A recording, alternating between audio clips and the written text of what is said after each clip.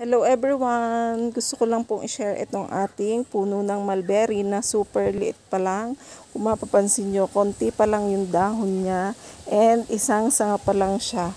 Nagdahon lang siya dito sa baba kasi tinanggalan ko dito ng pinakasungot. Ating tinanggalan ng pinakasuloy kaya yan, nagdahon siya dito sa baba. Pero nung hindi natin yan tatanggalan, iisang sanga lang talaga siya, isang stick.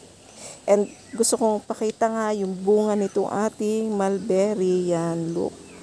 Yan. Umuutay na siyang pumula, pero yan ay hilaw pa kasi ang hinog nito ay kulay black.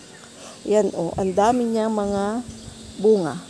Pero medyo maliliit lang. Hindi ko alam kung kita nyo.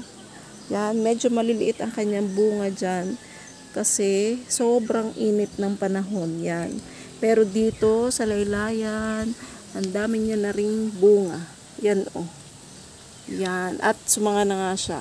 Yan guys, ang itsura ng bunga niyan. Yan. Yun, look.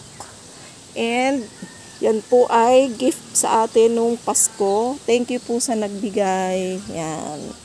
Yan ang ating puno ng mulberry na ating padadamihin.